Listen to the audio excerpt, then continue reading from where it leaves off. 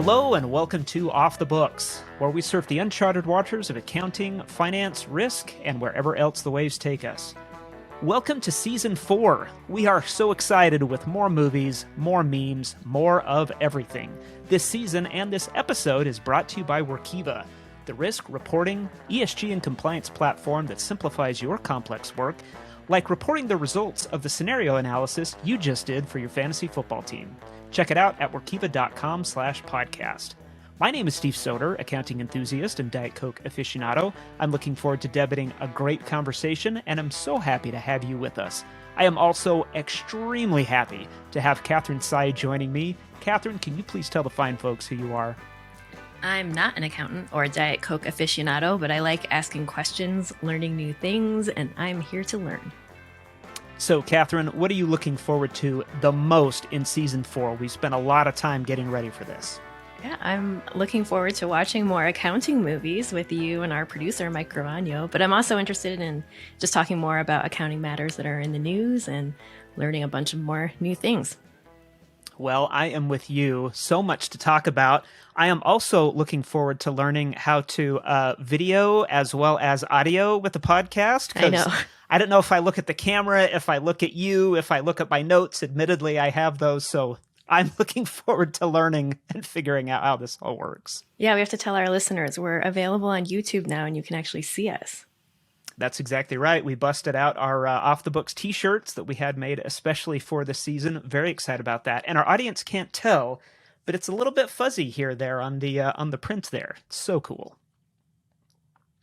Well, Catherine, I am super excited as well for Season 4 and also very excited to get to our conversation today. So let's have at it.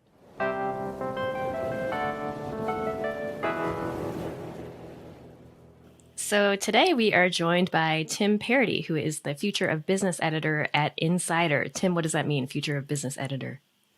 Well, it's a purposefully amorphous title that lets me have a lot of reporters on my team who cover different things. We look at sustainability, we look at diversity, equity, inclusion, C-suite trends, HR stuff, careers. It's the whole gamut.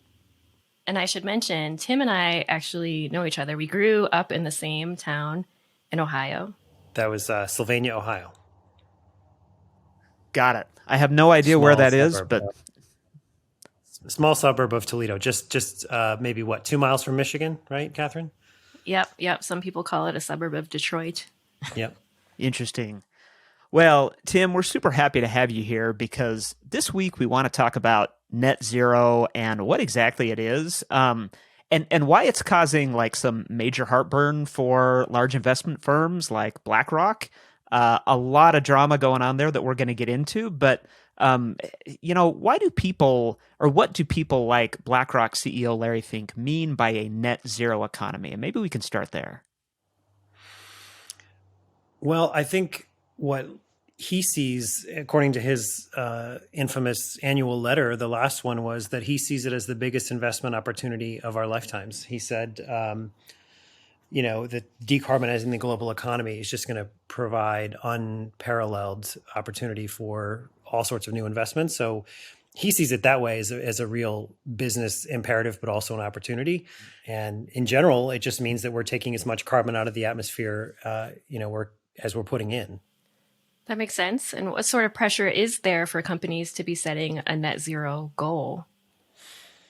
I think there's a lot of pressure. I think that the science is becoming clearer by the day of how catastrophic the situation could get if we don't do anything. We just saw that with the destruction from Hurricane Ian in Florida. And I think companies realize, shareholders realize, workers realize that they want to have operations that are at least as efficient as they can be and that do as little harm to the environment as they can.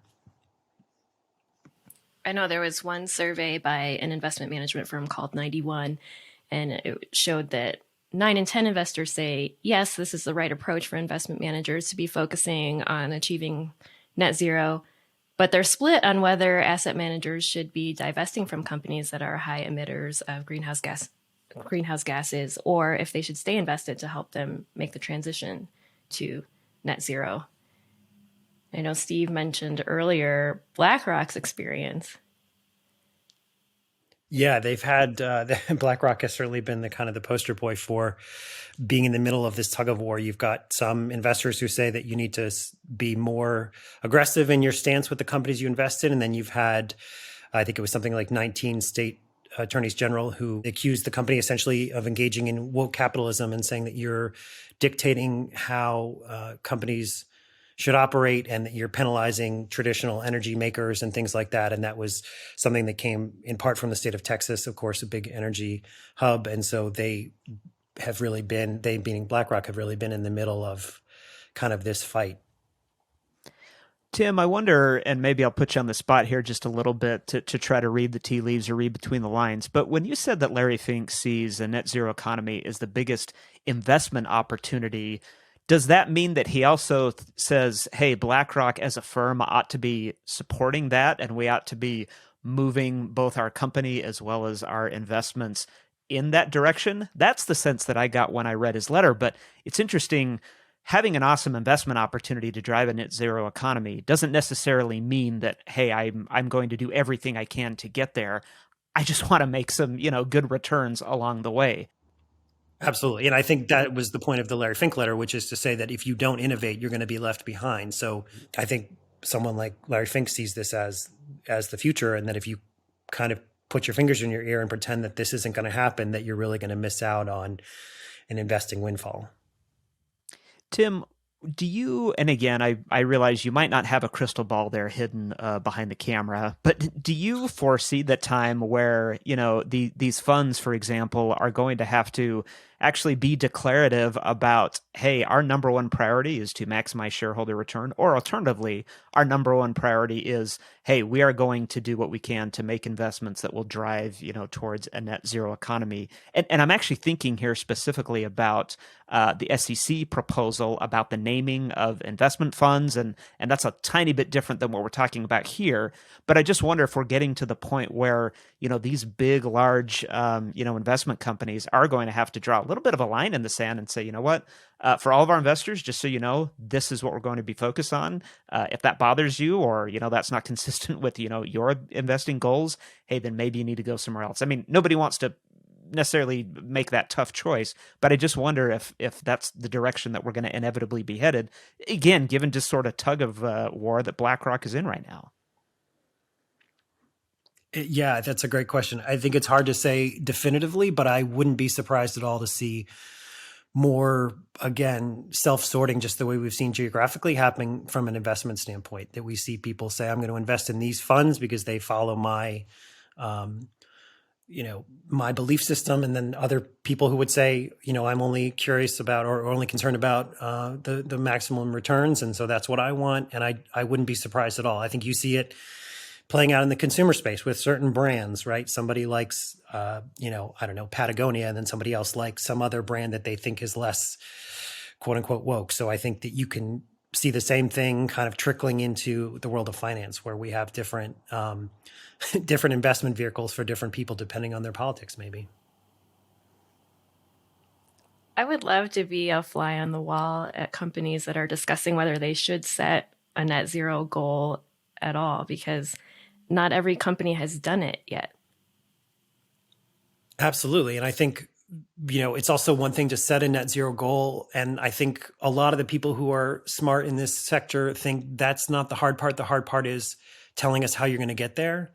And I've heard, and we've talked to people, reporters on our team, who have said, if they're not setting interim targets, then these aren't serious goals.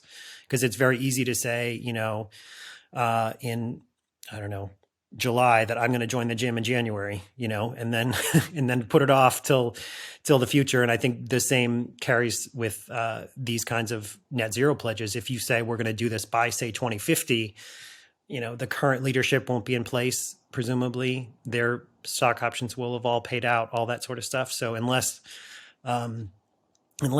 the pledges are there to have interim targets and check-ins and sort of measurable goals using science-based targets, I think that these pledges can be kind of flimsy.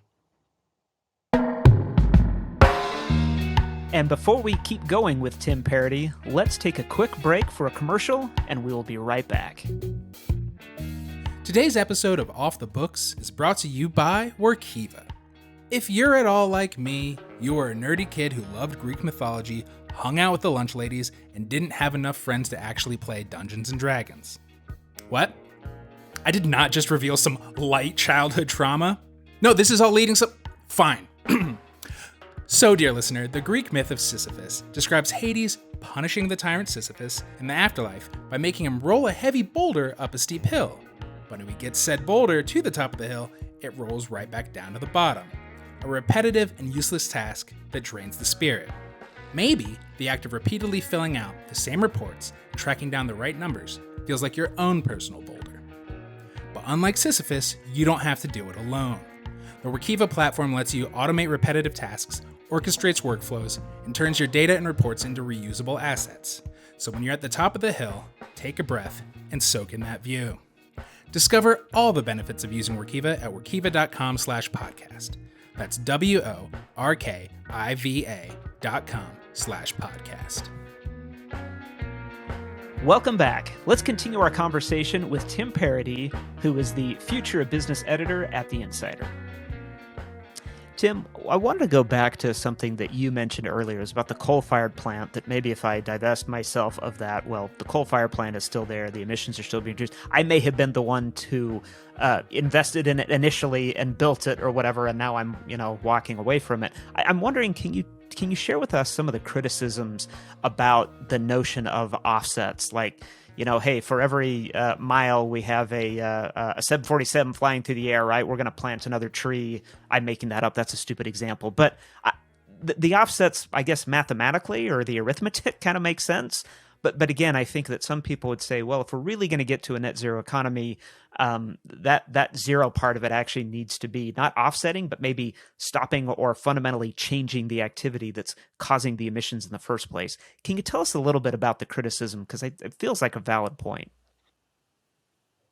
No, absolutely. I think some of the criticism that we've seen is that people see the offset as kind of, buying your way out of trouble. And so I think that without really any major cost in terms of changing your operations or how you operate. And I think we've seen that, of consumers, we've seen that of businesses. So I think it's that same idea that you really need a more fundamental shift, that you can't just sort of pledge to, as you pointed out, plant a few trees and then sort of get by. There's also been criticism of the idea that some of these, like what was one example I read, that, that areas that were designated to be protected weren't in danger of development, as an example. Now that's a slightly different thing than an offset, but if you take a stand of trees or something like that, you need to make sure that they're actually real and that we're not just kind of double counting things and saying, well, this is all protected. And then it turns out, well, it wasn't in danger and that you're still creating emissions and therefore you're not really doing anything to offset those. So I think the challenge is that offsets can be kind of fungible a little bit. So you need to make sure that they're legitimate and that, that they are really helping change the course of your own emissions. And Tim, is there also a point, though, maybe the counter argument is that, hey, as a business, all I want to do is, manufacture my product, sell it at a profit, pay my employees and return some, amount to my shareholders. I am ill-equipped to be able to make, this kind of fundamental difference in terms of the climate or whatever. And so do you also feel like, well, maybe there is an opportunity for, governments or others who might be a little better suited to kind of make those decisions, maybe play more of an active role with at least those companies who want to make those changes? And I'm hoping my question makes sense. I'm just putting myself in the place of a business owner or a CEO running a business and thinking, hey, that feels a little bit outside the scope of what I'm trying to accomplish here. Just again, in order to, generate a small profit and pay my employees and return to my shareholders. Absolutely. I mean, I think that's a fair complaint, if you will, among CEOs and leaders. I think that the answer that a lot of people would give to that would just be that it's we interviewed a CEO of a major consulting company earlier this year, and he said basically it's the hardest time ever to be CEO. There's more on your plate. There are more things that you have. It's kind of whack-a-mole. You have more things you have to worry about, and whether that be workers feeling upset, or whether it be DEI concerns, whether it be these environmental concerns. It's just the nature of the job now. So that having to account for some of this stuff, it really is up to CEOs to at least have to think about this to some degree. Now, whether they do it, how much thought they put into it, and whether they're doing it as more window dressing or lip service, that's for others to decide. But it certainly is a focus for boards and for companies, because it's a focus for workers and for consumers. I think you all know, you go to the grocery store or you go to a restaurant and they say, whatever it is, right? This is meat-free option, or this is something else. Like, people are faced with these choices every day, and they can vote with their wallets and figure out, okay, yeah, I want to support this, or I don't want to support that. So I think CEOs realize that they've got to have at least some position on this. I think one of the takeaways from this conversation is that companies really have to be focused on what is important to their stakeholders. And then also, if they're setting some sort of net zero goal or any kind of ESG goal, just having steps planned out for how you're actually going to reach your goal or your target. Absolutely. I think that, again, when people look at the sort of the quality of these pledges, if you will, they're going to look for things like science-based targets. They're going to look for things like interim measurements. They're going to look for reporting that isn't just sort of a press release and a glossy PDF that makes it look like they're doing a lot of great things, but on the side, they have a lot of assets that are dirty, or that they aren't cleaning up their act in some other way. So I think as that reporting gets better and more standardized, to your point, Steve, about government there, we've seen some discussions from the SEC, as you know, and you alluded to. As this stuff gets better, then the grading on these pledges and things like that, I think, will get tougher, as it should. There is a new community out there for ESG professionals, sustainability professionals, to talk about all of this. It's called the ESG Professionals Group. And so it would be interesting to see what sorts of conversations are happening there, and what sort of actions come out of there. I would add a very big plug to the ESG Pro Group. Yeah, no, sorry to cut you off, Steve. I think for all this, it's interesting because in some ways, with all of these areas like ESG, we're kind of all making this up as we go along, right? This is all new. So there are people who, not to say that there haven't been people working on these issues for a while. That used to be called corporate sustainable, CSR, corporate social responsibility, right? So the terms change a little bit, but so some people have been working on this for a while, but in a broader sense, because this is all so new to us, especially the environmental part of that, and even the social that we've seen in recent years, since the George Floyd and all the sort of upheaval there. I think that in some ways we're kind of all making this up as we go along. So it's not a surprise that you'd see these new groups pop up, and they're probably going to really figure out how do you navigate these questions. There are a lot of people, when you talk about ESG.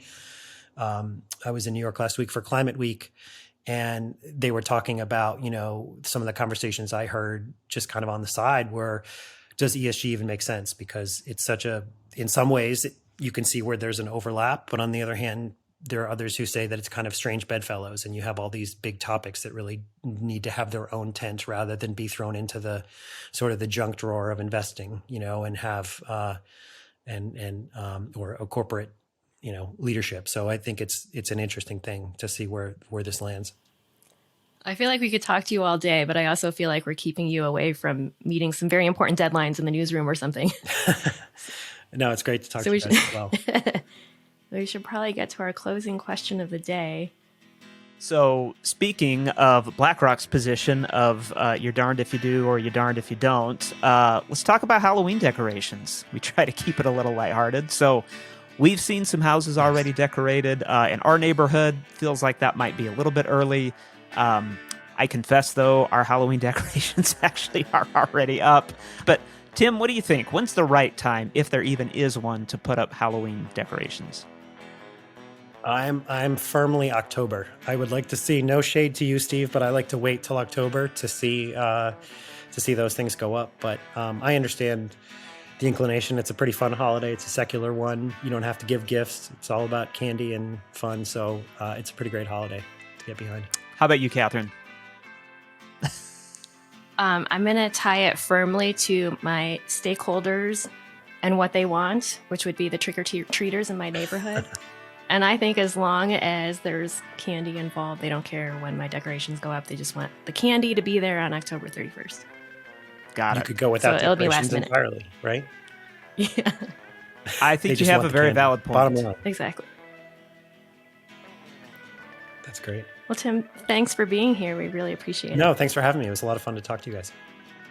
Well, a big thanks to Tim Paradis of The Insider, and big thanks to you, dear listener, for surfing along with us. I am Steve Soder, that was also Catherine Tsai, and this has been Off the Books presented by Workiva.